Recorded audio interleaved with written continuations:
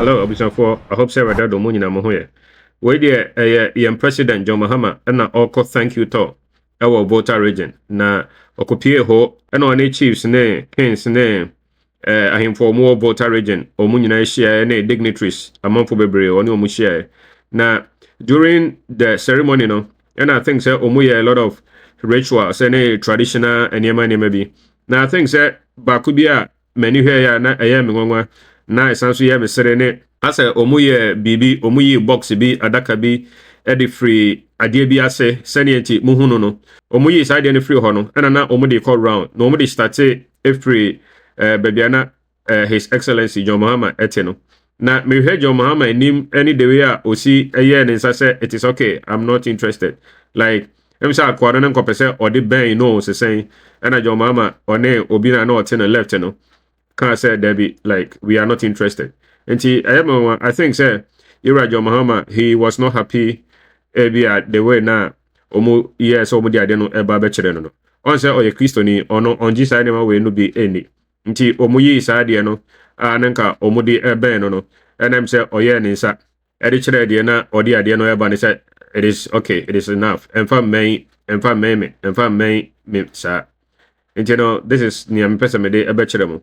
I think say Volta hono yenyina enim Ghana has omu wo niema ewo mo ho na sa niema yi a omu ewe edian benefits na edi bro mo edian usefulness na edi ba say Jesus aya no credit a ene ekwan bia aya force say Yesu ene onyame ba no na New Testament Bible no aya no credit a ene ekwan bia aya force bonsam so ewo tumi said ye onyame wo tumi no just that bonsam tumi no ewo limit edru baby a intimi enko beyond that onyame tumi na any limit nti medanyamia say John Mahama oka kire akwa no say don't come close like emfade no emmeme I'm so happy say oka say em say Bawumia de na no okọ Volta Region otimi call shrine nyina ema omo de niema egugu ni kon mu enom ni ade but John Mahama de em say side manema no na ni nje ho nti no aja as a father of all no necessary or the any respect amomo the no but I'm say no in a very respectful way catch I say it is okay,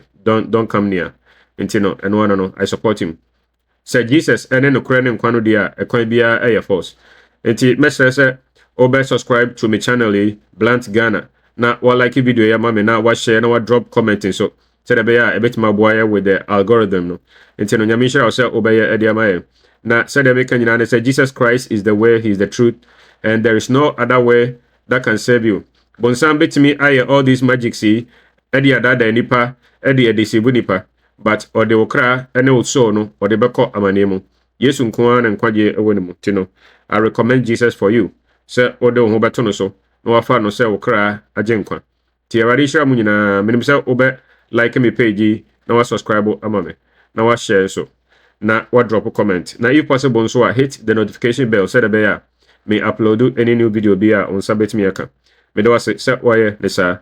Thank you very much.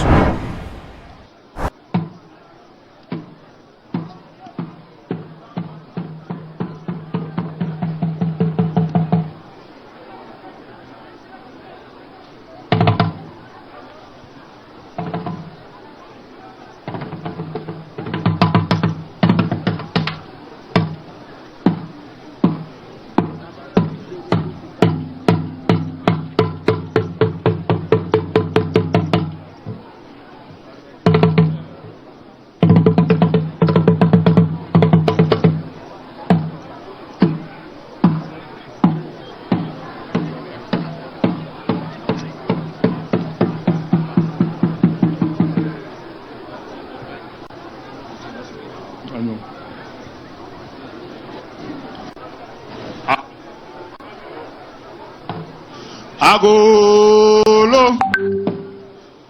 Meka do agolo.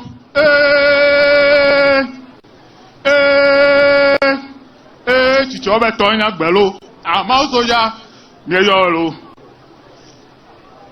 Ewe na. Eye we gawe. Egbere.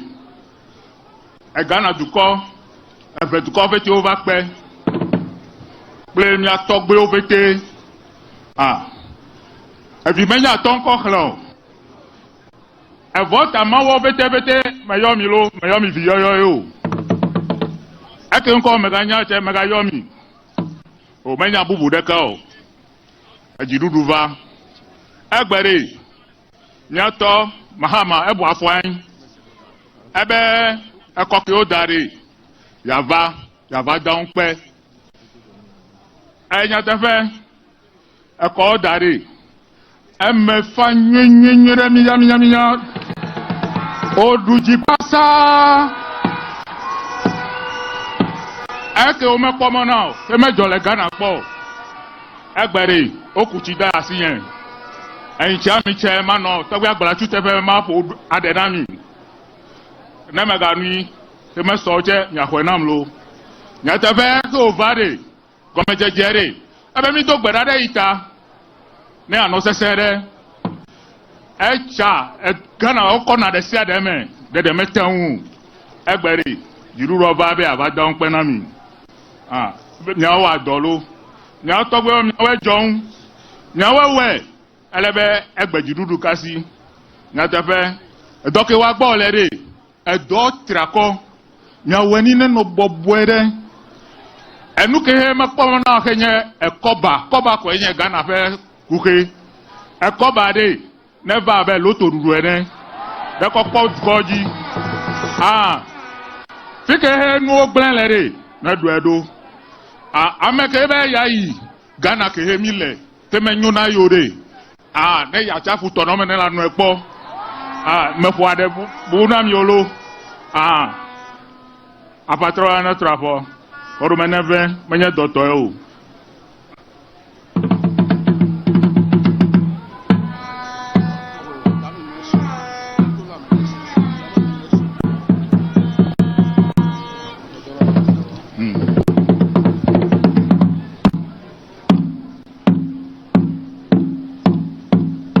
Magbo ataha ke okudasi yen. E chola cho meso nyimenya o, e palape meso menya o. Me fo ade na mi ho. Mi ji nweni. E doke gome jegbo le mi glebe esese gake. Mi atogbe o ple e maogan soja nya le kore. Ele wa gbe bobo ere. Amesiame ne de ekoloji deta. Non la menesen. If you have TV nu ne so. Let me what they call a Volta Region. Ne a Volta Region day. Ne nya dubanto maganye enele ala asiekelia alo ewolia. Ne mi have TV nu ne so. If you have no what they call me fura de to en holo. To sinadi, na sinadi. Me doctor.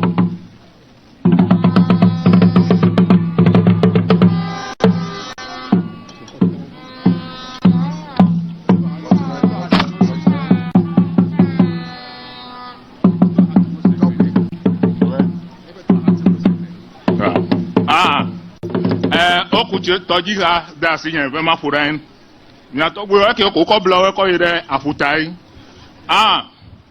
ne amesiame ke ha wa dople nya tori ne nya anukware tora no segbeni nya ke to fete wa gbo o ji mejiji nuko odo de tamere o fete de vame anuvo wala o fete re fanku me na ire to melo me fo ade na mi lo me to.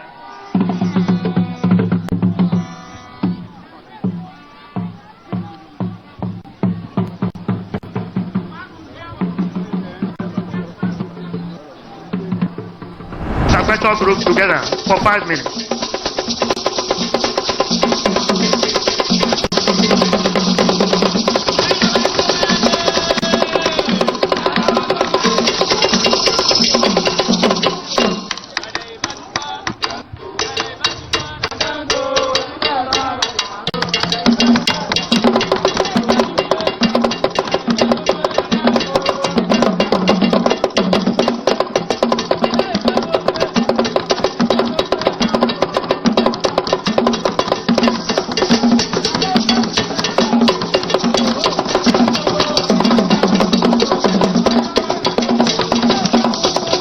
Sakweto mi de kuku na ngebe me va to me ka wa mi ni cha ton va ibola maga ton va. Sakweto mi de kuku na mi ngebe me va mi ni cha ton va ya maga va. Ta mi de kuku mi kere me ka ba. Sakweto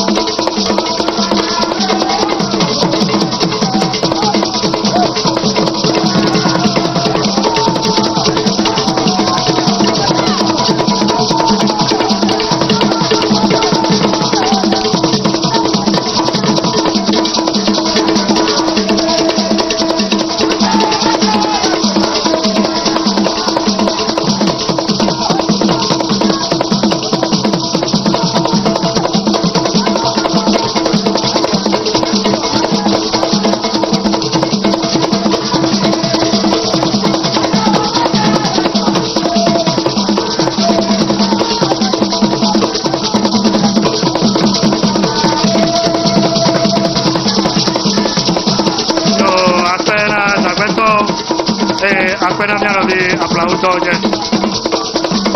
So security did can give them space to go out.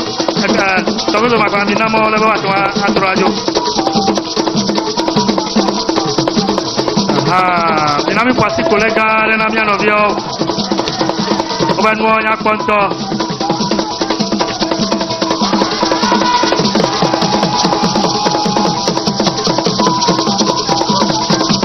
Akpe. Thank you.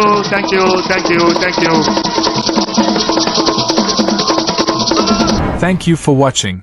Kindly consider subscribing to my channel, hit the like button, share, drop a comment, and hit the notification bell so you could be notified anytime we post a new video. Also consider following me on other social media platforms with the same handle, BluntGhana. We hope you will do that. Thank you.